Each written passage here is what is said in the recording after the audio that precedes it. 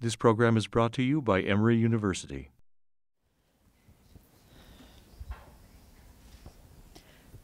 Good afternoon and welcome to the Woodruff Library and to this creativity conversation.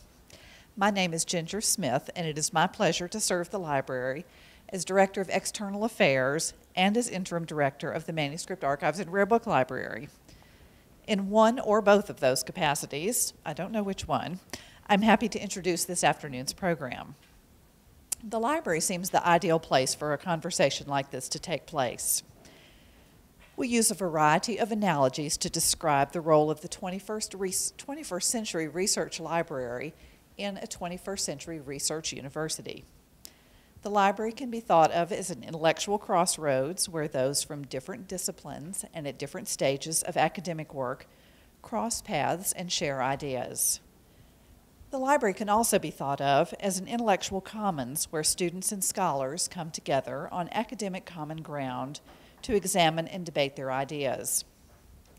But perhaps today we can think of the library beyond that chance meeting at the crossroads or that shared conversation in the common space. And let's think of the library as the intellectual heart of the university where we have the chance and the freedom to delve deeply into ideas and experiences, to consider what creativity means in a historical context, and to explore how the imagination informs scholarship. In a university and a library where courageous inquiry is central to our vision and mission, we do have the best duo here to get at the heart of these matters. Rosemary Magee is Vice President and Secretary of the university. She originated these creativity conversations, and she is a leader and guiding spirit in many of Emory's initiatives around creativity and art.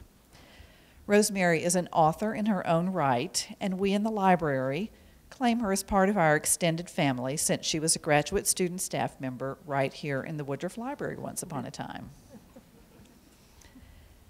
Deborah Lipstadt is the Dorot Professor of Modern Jewish History and Holocaust Studies in the Tam Institute for Jewish Studies in the Department of Religion.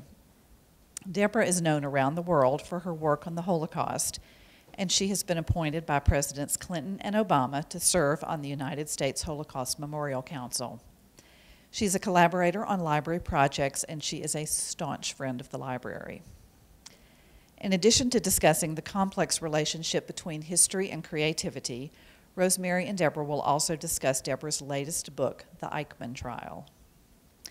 Now, lest you think that this Jones room holds only meetings and creativity conversations, Rosemary said I could do a brief commercial for upcoming library events. So let me call your attention to two upcoming library-sponsored events that will be held right here and that will give you some idea of the range of programs we contribute to the cultural life of the campus. On Wednesday, October 26th, the Raymond Danowski Poetry Library Reading Series kicks off its new season with a free reading by acclaimed American poet D.A. Powell, who hails from Albany, Georgia.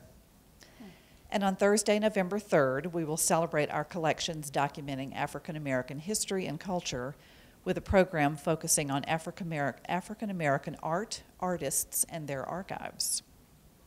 And there's more.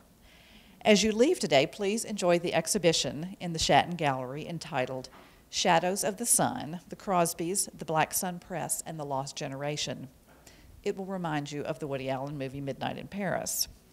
Drawn from our own rare book and poetry collections, this exhibit presents visual evidence of the post-World War I sense of freedom and artistic abandon that gave rise to a creative and intellectual community whose members believed in sharing ideas, breaking boundaries, and inventing a very brave vision of the future.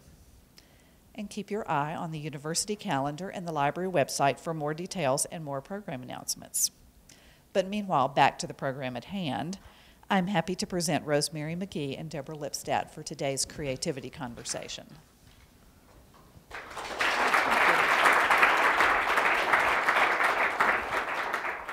Thank you so much, Ginger, for that very generous introduction and also reminding us of all of the great things that the library does, just in the everyday life and incarnation of the library and also around the special programs. And many thanks for your sponsorship of this event as well.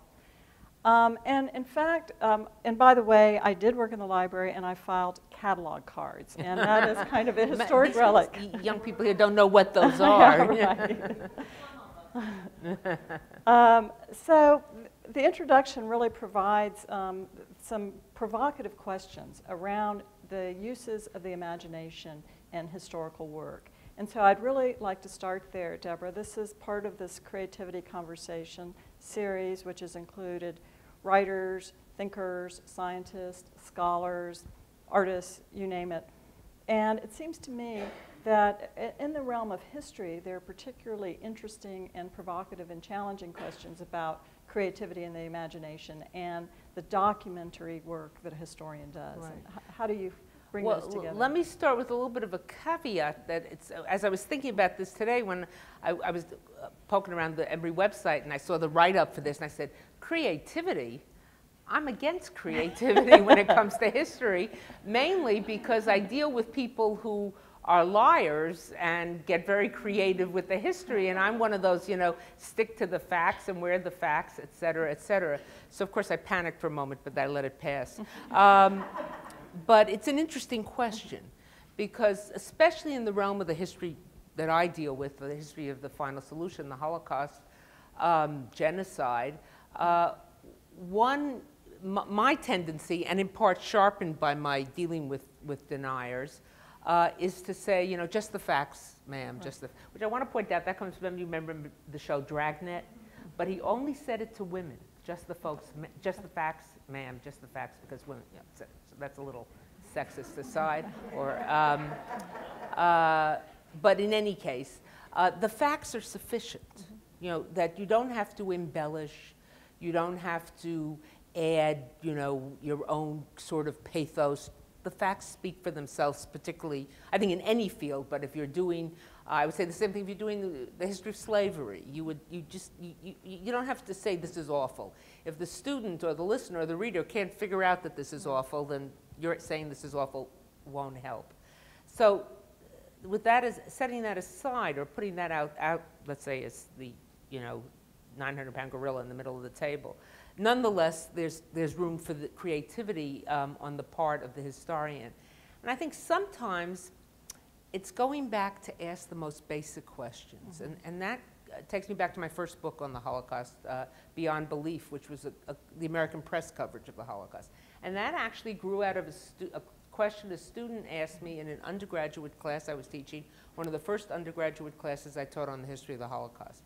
And it'll tell you how long I've been teaching, because the student, I was giving a lecture on what America knew about the Holocaust. I was talking about FDR and the White House and the State Department and members of Congress, et cetera. And the students in my class then, as the students in my class today, know that I'll always stop and ask for questions so that they don't have to interrupt or sit there, you know, doing hand aerobics, waiting for me to notice or something. And so it was very strange, because it was a large class, and I'm giving this sort of overview of what the different people in America knew, when a student just burst out, almost angrily, but what could my parents have known? Today, of course, they say, what could my grandparents have known? So, you know, I stopped and I said, well, I would assume a lot, because, you know, the president made this statement, there was this thing and that thing. And then the student said something which surprised me even more. He said, I don't believe you. Now, I wasn't surprised that he didn't believe me. I was surprised that he said it publicly, you know, because I was going to give him a grade, you know. So it was not a judicious thing to do. But I began to be interested and intrigued between this, a gap between information and knowledge. I knew the information was available, but I wanted to figure out how did it become knowledge. And to me, the crossroads between that was the newspapers, was the press. So I began to look at the press, and there were the White House clipped at that point from 487 different American newspapers. There were that many.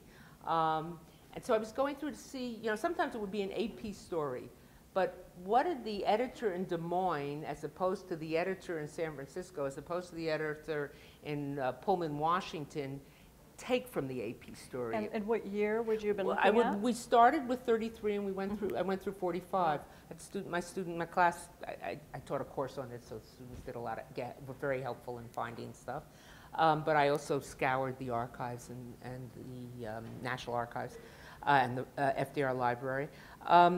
But how was it handled, and what could be out there?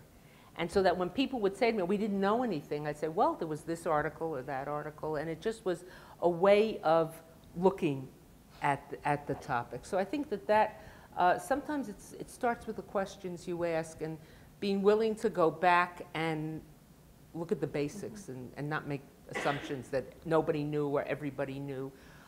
Similarly, on the Eichmann book, and we'll talk more about this later, I'm sure, but when I first started my work, one of our colleagues here at Emory said to me, grew up in Israel, said to me, oh, before the Eichmann trial, nobody spoke about the Holocaust. Nobody in Israel who was talking about it spoke about the Holocaust.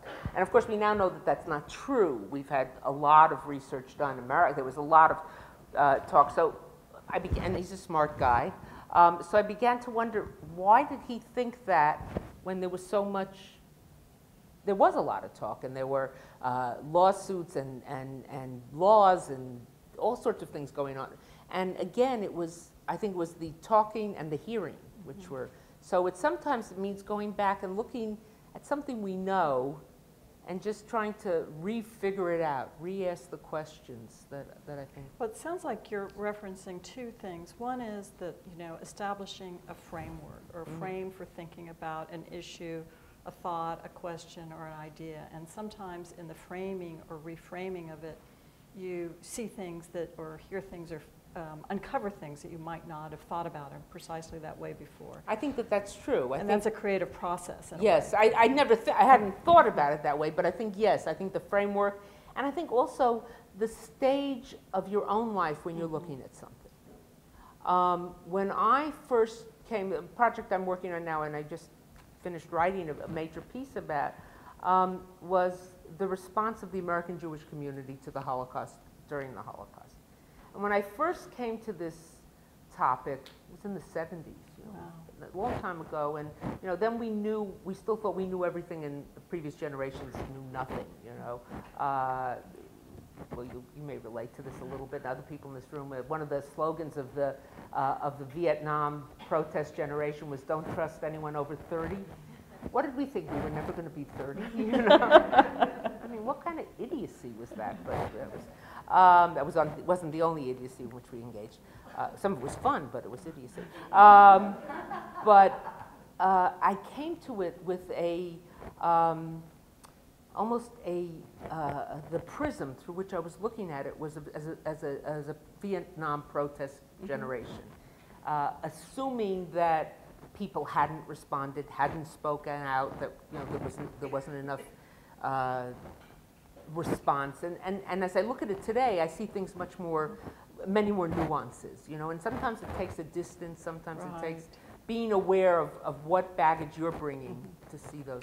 Well, it sounds like sometimes ideas come to you in a moment as the kind of moment, a student asking you a question, which gets at some of the imaginative creative parts, because it's being receptive to serendipity, the serendipity of the moment. And some of it also takes time, simmers over time. And so is this a question, the one that you're researching now, that you have gone to over the years Very and then much just so. sort of stepped away from or put it in another pile?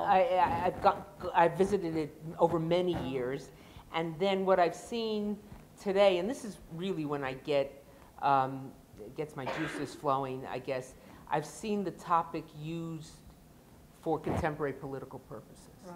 And that always, I mean, the things we have to learn from history and things that, lessons you want learned, though I never impart lessons. If students can't figure out, I don't say, well, the Holocaust was horrible, and therefore if you see bullying, you should stop it, or something like that, that kind of simplest.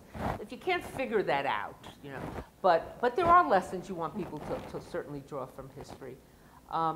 But that's different from using and abusing history.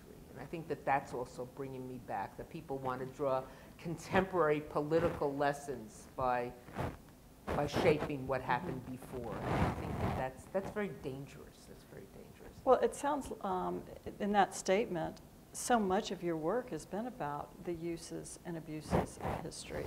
And you mentioned earlier that, part of the important imaginative work as a historian is looking at the relationship between information and knowledge. Right.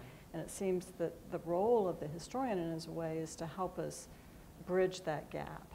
And an important part of it is also, I think, or at least this is the way it feels to me as somebody who studies literature, is also telling a story.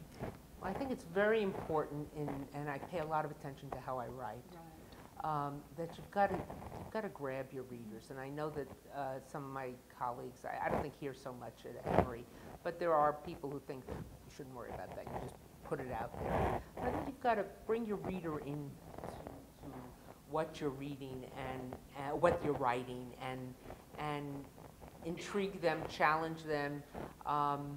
I don't mean write down at all, but some of my students are here, and they, it's almost a mantra in my class. Simple declarative statements are okay.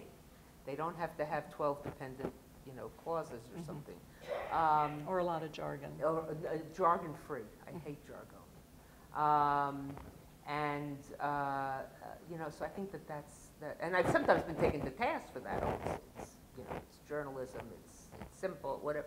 Just because I think, if it elucidates and illuminates, it's okay. But if it's jargon for the use of showing, I know all these multisyllabic words. And so how did you learn to do that? How did you learn to develop your practice as a writer, and how do you continue to stay focused? I think it started right from growing up. I had a mother who, despite not having a college education, she was a child of the Depression and had to go to work, loved to write, and would sit with us and work with us on our writing and how we might express things better. And I had a father who loved to give speeches, so here I am, an amalgam of the two, What kind of speeches did he give? Well, he was a businessman, but at the synagogue, at family gatherings, at every, he always prepared and he thought out and did he tell stories? Yes, he also told stories, and of course it annoyed us greatly. Now I hunger for all that, and I look for the notes and the, and for those things. But I think it's just from writing. It's just from doing it. The practice. Yeah, the practice, and it's hard. It's So do you have a structure for your day or your week or your year when you're working on? I wish I had a structure for my desk. If someone could help me clean up my desk. So every time I throw something away, I need it the next day. Right. That's inevitable. Inevitable. But I'm always so amazed when something is where it should be. In a file that it should be. That's so amazing. When I'm writing, I get completely into it. I travel a lot. I'll always be on the plane editing. I'll be up in the middle of the night editing. I'm just completely focused. Once I'm into a project, It's like an obsession. it becomes an obsession. And editing and changing. I'm not one of those. I have colleagues, and as many of our colleagues here, who will. There's the microphone. Excuse me. Oh, this is right.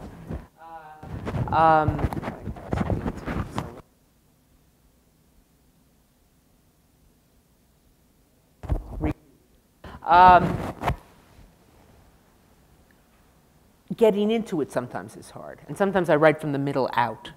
I did that with this book. I wrote, there was one topic, the topic of Hannah Arendt, which of course was, for so many people, when I would say to them, I'm writing a book on Adolf Eichmann, the next question would be, and what about Hannah Arendt? There was something in the middle, So I wrote that chapter first, and then of course completely changed it. But I sort of had to get it out of my system.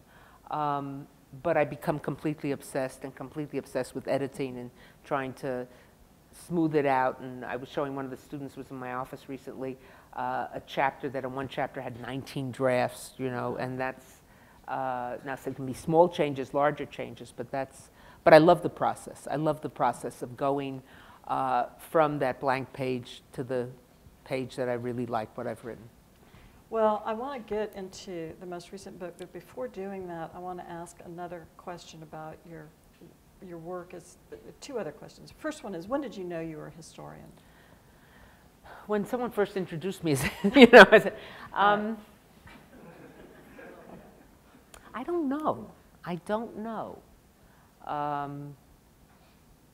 By the way, I've actually heard other people say that they didn't think of themselves as a poet until introduced as a poet. Right, Yeah. right. I don't know. I don't know. I guess at some point when I was hired here and I was, professor of modern Jewish history, I said, oh, I guess I must be a historian. But it never was a conscious kind of, it's rarely a conscious kind of thing.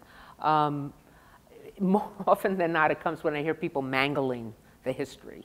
Right. And I sit there and think, this is all wrong, but they're saying that, but I don't think, it's rare for me to say, oh, I am a historian, though I love history. I mean, I was just, I'm giving a talk on Saturday in the synagogue I go to, and I'll be up in New York, but before part of the prayer service called Yizkor, it's a memorial service. And I'm talking about why I love that prayer, and I'm saying it's what I do professionally, and I'm not sure which came first. My love of remembering or my history bringing me, but I think the past can be, without making it into, a thing to be idolized or idealized, can be such a useful guide. If understood correctly and fully and without being twisted or turned. I think it just can be a wonderful. It's not sufficient, but it's certainly important. And as a historian, did you ever imagine that you would play an important kind of historical role within your own field? Not in the least. Right. You just have to have good enemies, Yes. So talk a little bit about. Well, I never expect. When I wrote the book on Holocaust denial, as some people in this room know, I did it at the request of two of the leading historians of the Holocaust, Yehuda Bauer and Yisrael Gutman, both then professors at Hebrew University, who said to me, "You should write on this." And I said, "Who takes these guys seriously?" And they said, "We think it's important."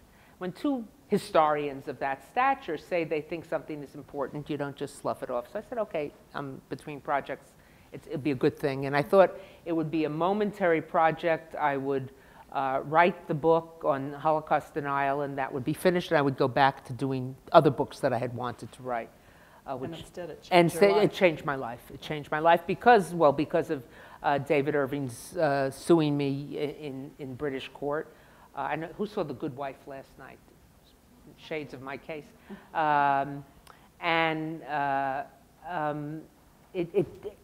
But it changed my life, but it also, one of the reasons it changed my life was my decision, and I don't know exactly when I made this decision, to fight it. Right. Because I was told by many people, what are you going to waste your time, apologize, don't fight it, concede, let the book be trashed, which is what he wanted. But it was when I decided to fight it, and I don't remember when I made that decision. It just sort of became more and more obvious to me that I would have to do that. Did you ever regret that? No, when it was going on, I was frightened by what was going on. It was very hard, and now I can tell you funny stories and make it all sound very lighthearted, but it was not. It was very frightening. But no, I never regretted it for a minute. And but my decision was affirmed, not every day when I walked into court over the 12 weeks of the trial, but certainly many a day, particularly when I was stopped by survivors. And they would, some would roll up their hands and show me their numbers and say, "You're fighting for us." One day I was walking into the court, and a cousin of mine had come from Israel to be there, and she said, "You have to meet someone." And I really was always focused on what was going to go on in the courtroom and didn't really have the wherewithal to be making chit-chat with people. She said, "No, you have to speak to this woman." So my cousin had schlepped all the way from Israel. I figured I should accede to her request. And the woman turned out to be a survivor, and she'd gotten to the courtroom very early to get online to make sure to get into the courtroom. And she gave me a list, and it was a list of names. And all the people on the list had the same either middle name or last name. So Sarah Horowitz, David Horowitz, Judith Horowitz Stern. This was the Horowitz family. I'm just using that name. And next to each one was a specific date of birth, and then sometimes a date of death, and sometimes just a question mark. She handed me the list and didn't say anything. Obviously, it was the names of her family who had been murdered in the Holocaust. And when someone gives you a list like that, you don't just sort of glance it over, you know. So I read each name, but you also, what are you going to say? I'm sorry. Anything you say is going to sound paltry or silly or you know, canned, I don't know. So I just handed it back to her. And she said, no, this is my evidence. This is my story. You have to have this.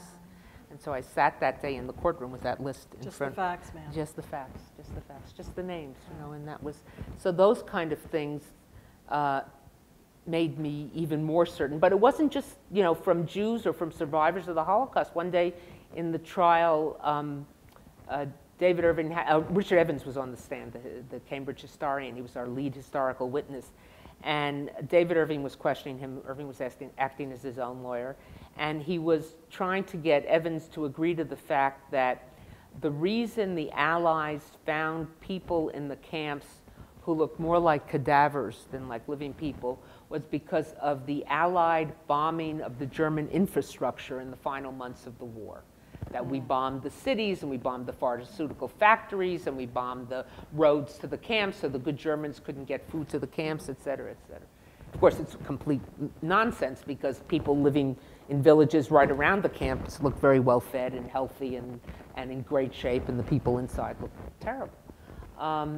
And while this exchange was going back and forth, and Evans is a very feisty kind of guy and was fighting Irving very hard on this, I happened to look in the public gallery, and there was an elderly gentleman, very tall, with a cane or walking stick that he had put between his legs and was sort of leaning on and listening very intently and looking very perturbed.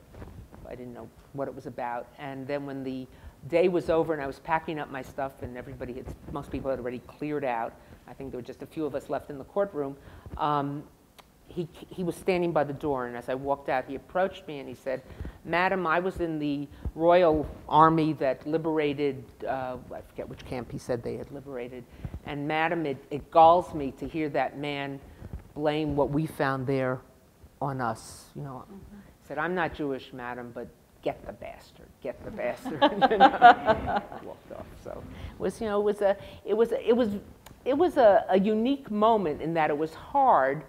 But as one of the newspapers, I think was written in the Atlanta Constitution, that, you know, especially once the trial began and it became so clear. Initially, people were saying, well, you know, is she trying to silence Irving? And of course, I pointed out that he was suing me. But as he said more and more outrageous things during the trial, including the judge, instead of saying one day to him, "Your Lordship," it was a slip, but calling him Mein Führer,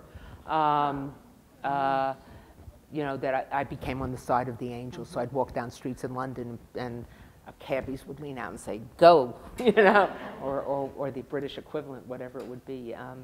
So it was a moment where my personal and my professional lives came together. I'm not a child of Holocaust survivors. I didn't lose any immediate family, but still you can't be a person, much less a Jew in today's world, without having that a part of your being and your DNA, certainly your historical DNA. And professionally, it was such a vindication of what history does. Because our witnesses were not survivors, our witnesses were historians. And they took apart the denier's claims using history, tracking the footnotes, going back to the sources. They say this, well, let's look at the document. Let's see what it really says. Let's get the facts. Let's establish the facts. And so it wasn't the Holocaust on trial, it was history on trial. And sometimes they're not two sides to everything. You know, there's much, you know, deniers like to say, and this is, again, talking about creativity, that Holocaust historians don't allow for asking questions. You're not allowed to ask questions about the Holocaust. Well, of course, that's ludicrous. The Holocaust historians debate, you know, was this something that was ordered by Hitler top down? Did it come from officers going up?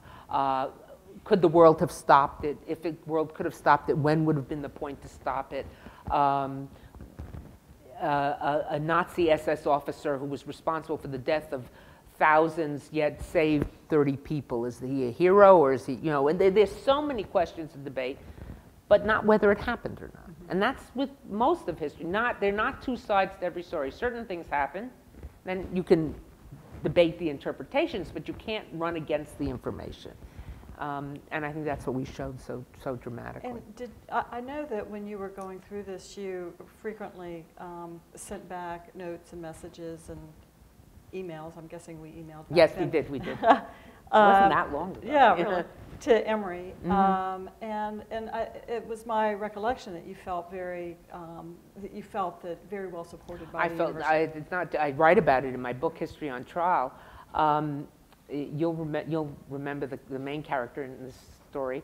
Shortly after I received word that Irving was suing me, and this was 3 years before we went into the courtroom, you know, word was out and about on campus about it, and I got a call from Joe Crooks, who then was the general counsel for the university with an improbable name, and like his name, he was not.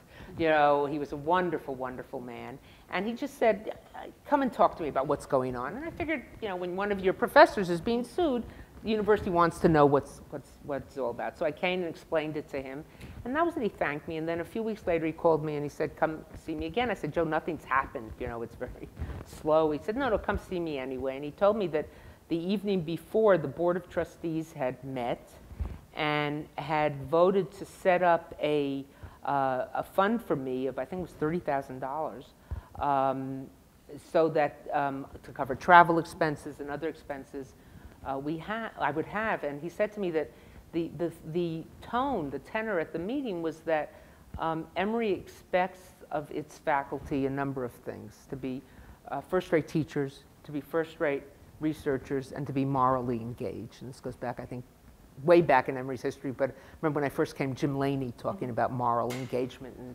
certainly that's continued as part of the conversation all the years I've been here. And he said, and we feel that there's no one who does it, that represents that better than what you're going through right now. And we're not interested in your financial situation, whether you can afford it or not afford it. We just want to be behind you. Statement. Yeah, and then when it came time for my trial itself, I remember I was co-teaching a course with Barbara DiConcini, you know Barbara, and I said, I just got word from my lawyers that the trial's going to be starting next January, and I should plan for 3 or 4 months in London.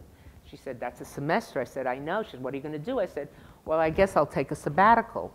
And Barbara DiConcini said, listen, Deborah, I'm a Italian Catholic, but it seems to me that the word sabbatical comes from Hebrew, which is your language, you know, and it means to rest, does it not? And being on trial and resting are counterintuitive.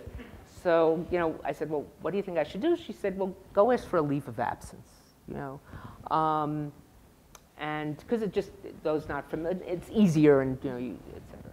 So I made an appointment with then Provost Rebecca Chop, and said, now, I explained she knew about the trial, forthcoming trial, and I said, you know, it's going to be 3 to 4 months, it's going to start January. And I said, I could take a sabbatical. She said, no, that's ridiculous. I said, well, I could take a leave of absence. She said, no, that's not right either. So I said, Rebecca, I got to be there. She said, no, it'll be like the courtroom is a classroom, and you'll be teaching us from afar. And I said to her, do you want me to go? And she said, just treat it that way, and nothing changes, that's where you'll be for that semester. And I said, you want me to go and talk to the dean of the college? She said, no, I'll take care of it. And by the time I left the administration building and walked back to my office in Callaway, there was an email from me from Dean Sanderson saying, you know, you'll be teaching in London next semester. So, you know, and I tell that to colleagues from universities across the United States, and they say, my university would have been very supportive, issued lots of press releases, especially when I won, but wouldn't have done anything close to that. Well, speaking of the courtroom being a classroom, which then also became important work for you, so it became kind of a basis for your own story about that, your own historical story. You also then reference the courtroom as a kind of a learning experience as you go into the Eichmann work, the lessons that can be learned from that experience and from that trial. And so tell us how you got from there, from your own, experience in history. To the Eichmann? Yes, to the Eichmann. I wish I could say that I was so smart and I figured out 4 or 5 years ago that the 50th anniversary of the Eichmann Trial was coming up and I would have a particular perspective and I should write this book. Nothing. I got a call from the editor of this series, the next book series, Jonathan Rosen, and he said, Deborah, I want you in this series and I think you should write on the Eichmann Trial. And I said, what's my connection to the Eichmann Trial? And I said, I know about the trial, but it's not something I've studied. I haven't studied post-war trials, whatever. And he said, you don't get it? I said, no. He said, and he cited for me, he had actually done his homework, a number of editorials from British papers, from American papers, French paper, talking about, Nuremberg, Eichmann, Irving v. Lipstadt. He said, they're benchmarks. It's seen as benchmarks. My trial was the first time that rather than the Nazi or the Holocaust denier being on trial, because you had already had Holocaust denial trials in France, you had Faurisson and others, or in Canada, the Holocaust historian was on trial, and it was the first sort of post-war kind of thing. And he said, and you'll bring a special perspective. And I said, Jonathan, I'm intrigued to write about it. I'd love to learn more about the Eichmann Trial, which is one of the reasons we also write books, to learn more about a topic. But I don't think my experience will have any connection, so I don't want you to be disappointed. He said, well, see. And of course, he was right and I was wrong. And it's not so much that I'm comparing Eichmann and Irving. I mean, Eichmann was responsible for the death of at least 1.5 million Jews. And David Irving's not responsible for anyone's death, but they're both motivated by a deep-seated anti-Semitism and contempt and hatred and passion for what they do. And so that when I listened to Eichmann and read and watched in the films which exist, Eichmann's defense and his justification of what he did, and I thought back to how Irving presented. Even with worlds of differences, there was resonance in the Similar two. kinds of characters. Similar kinds of haters, of haters. And also the recognition that even though I don't believe in taking people into the courtroom for libel or things like that, especially when it's if someone says I'm an axe murderer, I probably would sue them for libel, but because I don't use axes. But certainly not on matters of history. But there was a certain power to the courtroom and the judge. And watching the judge in my case first give David Irving tremendous latitude because he was a litigant in person. He was pro se. He was representing himself. And then as he saw Irving mangle the history more and more, cut back on that. And finally, at one point, and it was in fact not about the history so much, a speech Irving had given which was so racist in nature, and he was trying to defend it. And he was sort of interpreting it, and he wasn't attacking black people in England, et cetera. And the judge just turned to him and says, but it doesn't say that, Mr. Irving. And one of my lawyers who sat behind me, I sat in the front row, and the lawyer stood right behind the defendant, passed me a note and said, we just won. So that was very, very powerful. So that mangling, that both those things, and the power of the courtroom. I just heard. I was just at a conference at Loyola at the law school there, and one of the main, not the main speaker, was former Israeli High Court Judge Gabriel Bach, who was the last remaining member of the process, of anybody who was in the courtroom. Everyone else has died. Judge Landau, who was the chief judge, just died a few months ago at the age of 99. And Gabriel Bach saw Eichmann for a period of 2 years, or a year, and then a year during the period of the trial, practically every day, because he was the legal advisor to the police who were questioning him, et cetera. And he said for him, the most powerful moment of the trial was the first day when the judges, it was a theater that had turned into a courtroom, very simple, all the accoutrements had taken out. It was just a symbol of the state of Israel behind the judges. And he said when the 3 judges walked into the courtroom and everybody, including Eichmann, had to rise.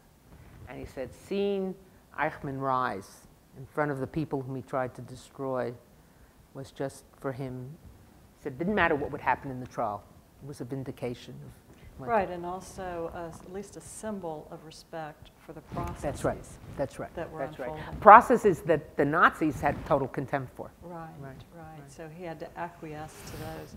Well, as you were working on this book, I know you had certain ideas, perspectives, opinions, no doubt, about Eichmann and about the Eichmann trial going into it. How were those either confirmed or changed by the process of your research? Well, first of all, I think I'll focus on 2 things. I didn't fully understand, even though I've studied it and listened personally and on tapes and videos, the voice of the person speaking in the first person singular. Right. This is my story, this is what happened to me. And listening to that and reading that, and watching the tapes, you know. And these were the survivors. At Nuremberg, the prosecution at Nuremberg focused and depended almost entirely on documents. There were almost no witnesses at Nuremberg, and certainly no witnesses of victims. And here, the Attorney General, Gideon Hausner, said we're going to use they used the Nuremberg documents and many others as well, but they also called 100 survivors. And it was the hearing. It wasn't the first time they spoke, but it was the first time they were heard, to the degree that they were heard. And their telling of their story, and often, sometimes in more grandiose fashion, but more often than not, quite simply and straightforwardly, had a power, and that was so that was something I didn't fully appreciate. And the other, is that on the tapes as well? Yes, it's on the tapes, and the so tapes have been. Hear you can hear it. The tapes have been posted, or you can read it. The Israeli Ministry of Justice has translated and put out bound versions of the transcripts in English, and the trial. You can listen to, if you know Hebrew, you can listen to the tapes. But some of the witnesses testified in Hebrew, in Yiddish, in German, in Polish, Lithuanian, English. You know, so. And the other thing was, of course, the woman most closely associated with the trial, Hannah Arendt. Right. And I went into studying her. I had read her book, of course, long ago, completely contemptuous of her. And I think she made some terrible mistakes, and she got the history completely wrong. Even though she was there. She was, well, she wasn't, Sort of she was sort of there, right? She presents herself as being there. The first words of her book are Beit HaMishpat, you know, House of Justice, which is what, like, oh yeah, you know, what the clerk calls as the call to order, or all rise in our country it would be. And yet, I didn't discover this. Raoul Hilberg discovered this by looking at her archives at the Library of Congress. She missed some of the crucial moments of the trial, including when Eichmann was on the stand in the cross-examination with Hausner. And I never quite understood how the New Yorker, not just Hannah Arendt, but the New Yorker, presented her report as an eyewitness account.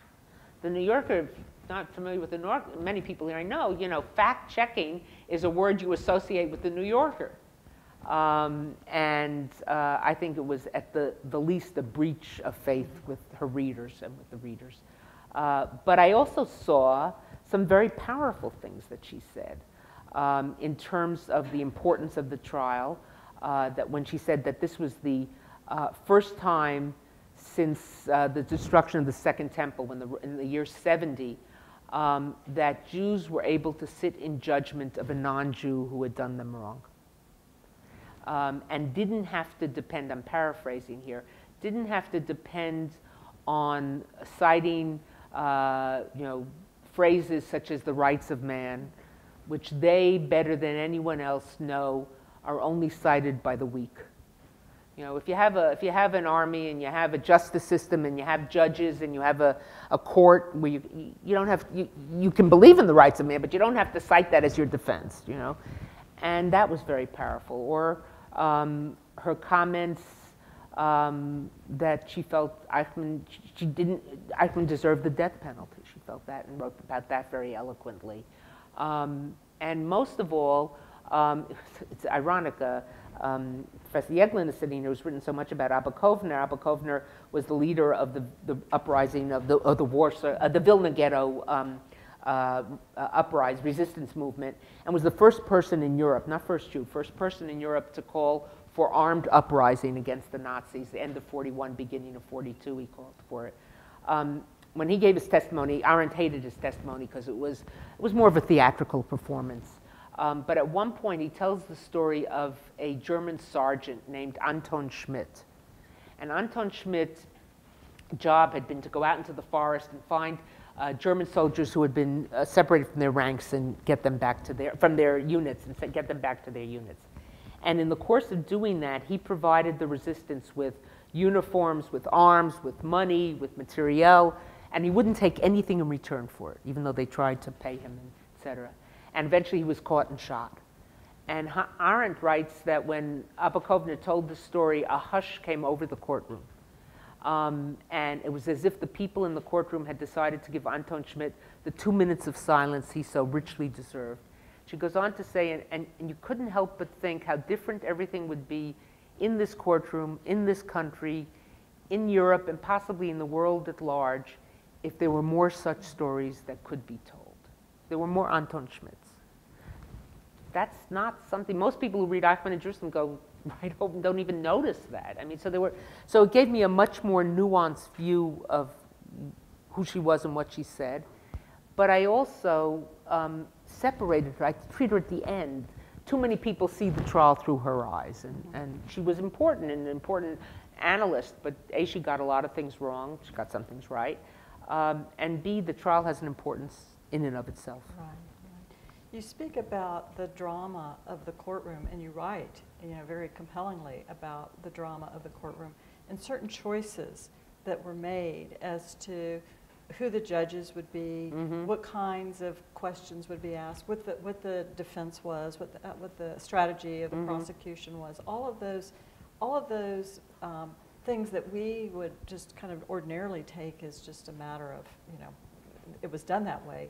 You go into some of the motivations behind that and some of the choices, the wide array of choices. Well, I think the first choice was when Isser Harel, who was then head of the Israeli Security Services, tells David Ben-Gurion, the Prime Minister of Israel, that they've figured out where Eichmann is.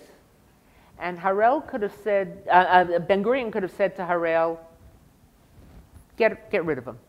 Right. He lives in a deserted part of Buenos Aires. Let him end up in a ditch. Walking home from work, just let him end up in a ditch. It'll be a message to all the other Nazis out there, don't sleep so soundly in your beds.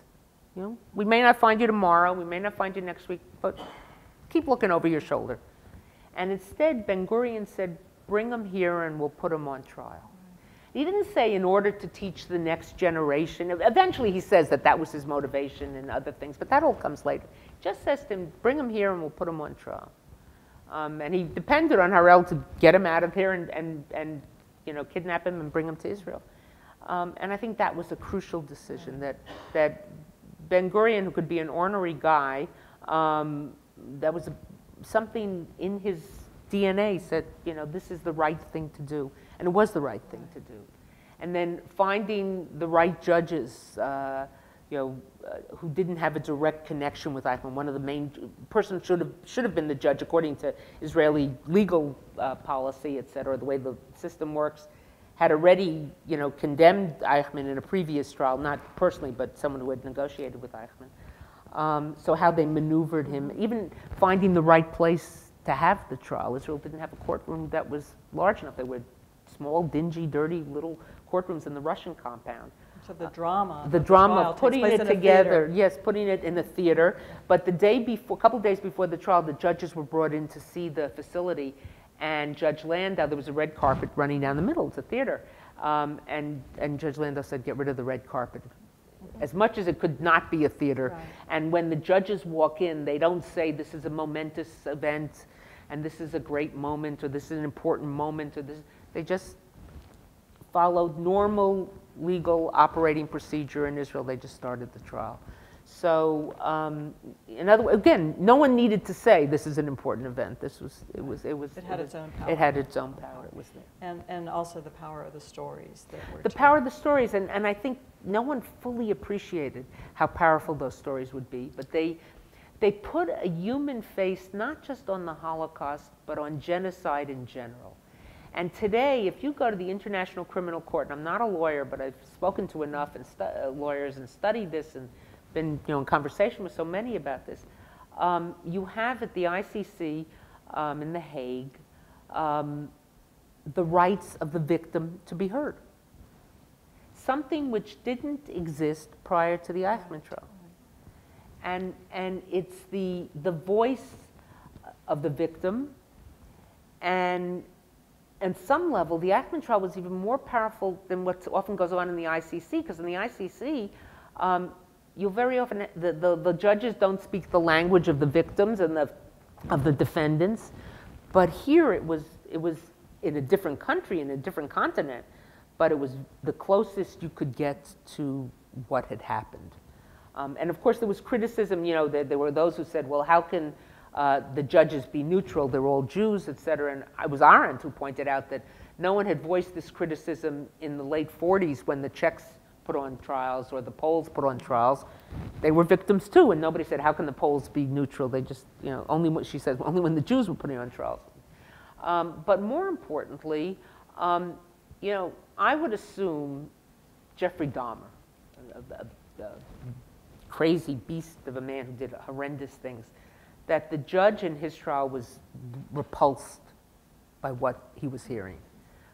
Judges in any trial of terrible things, if they're not human if they're not going to be, but their job as judges is to set that aside and rule fairly. They have a responsibility. Responsibility, right. And if anybody was beaten up by these judges, these three judges in the courtroom, it was Gideon Hausner, who took all sorts of liberties and was sometimes very almost like peacocky, and going off on tangents, and the judges kept berating him. They didn't berate Servatius, Eichmann's lawyer. It was Hausner. So I think that they wanted it to be as fair and true as it could be, as it could be.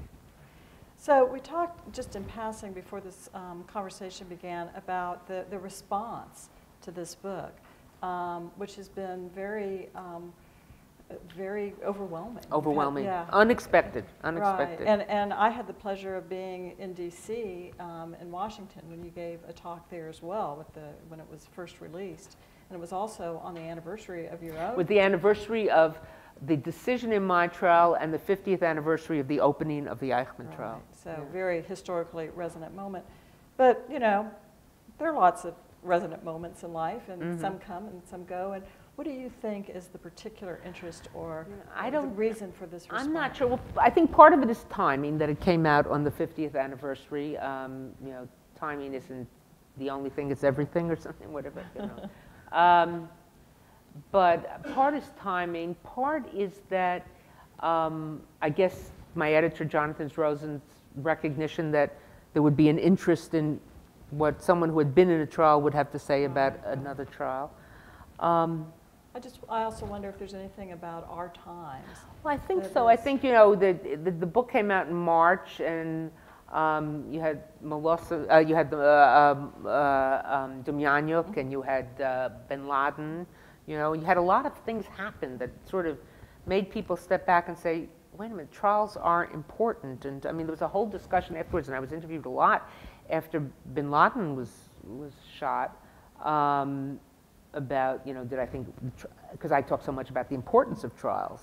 And the cases are entirely different. Bin Laden was a sworn current enemy, et cetera. So but I think this trial is a prism through which people can see a lot of other things. And I think this 50th anniversary has given people that moment. I think it's also another thing, sad to say, but it's the end of the era of the survivors of the Holocaust. When I first started teaching my courses on the history of the Holocaust, I would decide, do I want a survivor of a camp? Do I want someone who was in hiding, someone who was in the resistance, et cetera, et cetera. And now I'm happy I can get someone who is strong enough to come to class and talk about what happened to them. So I think that that also speaks to it. So a combination of all of those qualities, the anniversary, the particular timing, events in our own international affairs, and the like. What is it that you take away from this experience of writing the book that will inform your future work as a historian and as a teacher? I can't say I'm self-conscious enough to really know that right now. But I think it's the story, to some degree, it's the dedication of the book and the final pages of the book, neither of which deal with Eichmann. The book is dedicated to Stephen Tyrone Johns, the officer at the Holocaust Museum who was murdered. I was there. I was in residence at the Holocaust Museum when that happened. I had passed him by, 5 minutes before it happened on my way to go give a lecture on Holocaust denial. And he was shot by a man who was a racist, an anti-Semite, and a denier. And that was a very powerful moment for me. It was a frightening moment, and just being in that presence and seeing that. And the first time someone I knew, well, not the first time, but certainly in most of my life, and someone I saw on a daily basis who was murdered. And that just, that hatred, this black man standing guard at a museum dedicated to the murder of 6 million Jews, killed by, as I say, this man who's a racist and an anti-Semite. A reminder of what hatred can bring people to do was just very, very powerful. And then well, maybe I'll just finish by reading the final pages. Yeah, okay. It's the very end of the book. A number of years ago, I was invited to a conference at Yad Vashem. While there, I met a group of young Rwandans who had asked Yad Vashem to train them in how to conduct oral testimonies with trauma victims. They wanted to ensure that the history of the genocide that had decimated their country and their families would be preserved. Yad Vashem, eager to make them feel comfortable, arranged for them to have dinner on their first night in Jerusalem with French-speaking Holocaust survivors. By the end of the dinner, the two groups of survivors had bonded so strongly that the elderly survivors took the young Rwandans under their wings, invited them to their homes, introduced them to their families, and began to build personal relations. One afternoon, I sat with some of the Rwandans outside of Yad Vashem, looking out over the Judean hills. They told me of their experiences during the genocide and their meeting with Holocaust survivors. One young man, whose entire family had been murdered, said to me, "I want to tell my story and help my fellow Rwanda survivors tell theirs. Just like the Holocaust survivors, I want people to listen to me as they listen to them." Despite the inherent contradiction in his next statement, I completely understood what he meant and recognized the passion with which he said it. I had heard it many times before from Holocaust survivors. Future generations, those who were not there, must remember, and we who were there must tell them. This may be the most enduring legacy of what occurred in Jerusalem in 1961. So it's the telling and the hearing, the telling and the listening. And you mention in this book about the importance, not just of the telling, but people being receptive to that and listening. To listening. And I think it's meaningful that people have been so receptive to your work as well, the ability to listen to it and to hear. It's been very gratifying. Well, we're very grateful to you, Deborah, for sharing the story with us, for being such an engaged and involved member of this community, and for being what I would call a storyteller as a historian. And by that, I mean also a truth teller, sticking to the facts, telling the facts, and also helping to inform us of the truth and meaning of those facts. Thank you very much. Yeah, it's been great talking with you. And also, thanks to all of you who are here. We're very grateful for your presence as well. So. Thank you.